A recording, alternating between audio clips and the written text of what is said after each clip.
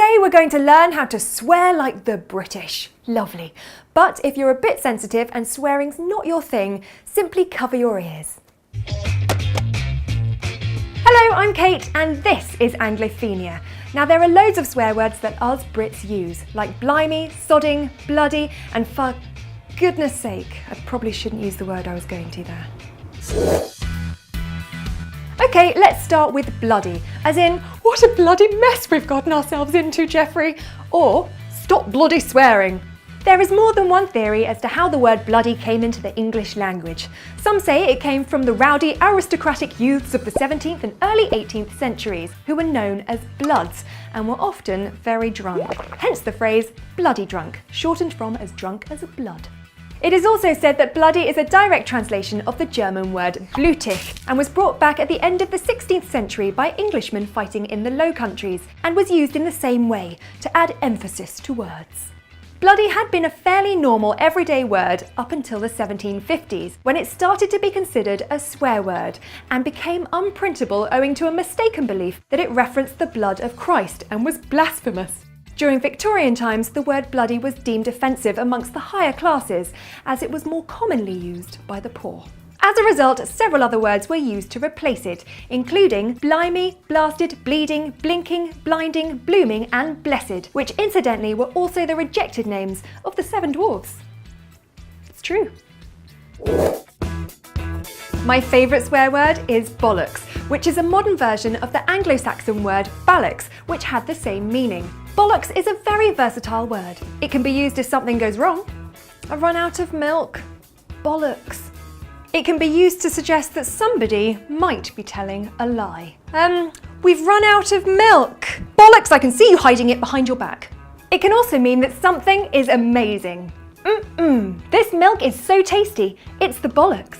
And to give someone a bollocking is to tell them off. I got a right bollocking from my mum for drinking all the milk.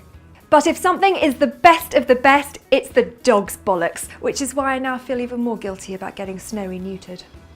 The origins of this phrase are rather vague, although my favourite theory suggests that it comes from the phrase "it sticks out like the dog's ballocks," meaning something which is obvious and therefore clearly stands out from the rest. Or in my humble opinion, it could just boil down to the sheer enthusiasm a dog has for its own bollocks. Now there is often some confusion between the Americans and the Brits when it comes to the word pissed. In the US, it can generally mean that someone is angry, whereas in the UK, it can mean so much more. Allow me to elaborate. To be pissed means to be drunk. To be on the piss means to be out, getting drunk.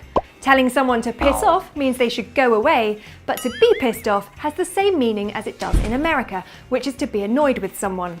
To piss about is to be silly or mess around, and to take the piss out of someone is to make fun of or tease them. I'm proper pissed off with Paul for going out on the piss with Peter and Pablo, getting pissed in the pub and then pissing around until past his bedtime. I have to tell him to piss off when he comes home pissed, and it's impossible not to take the piss out of him the next morning.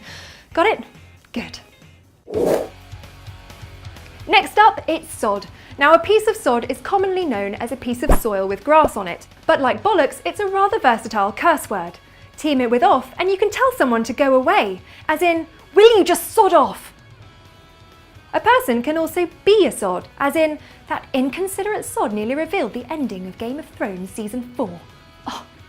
Sodding can be used to add emphasis to a word, generally to negative effect, as in, has anyone seen my sodding glasses?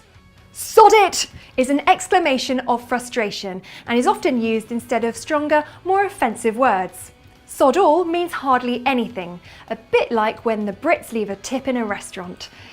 It's usually sod all.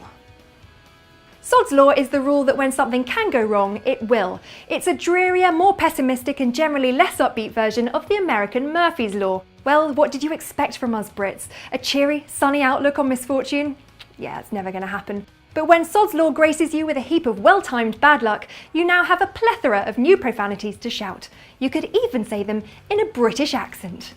So go on, swear like the British.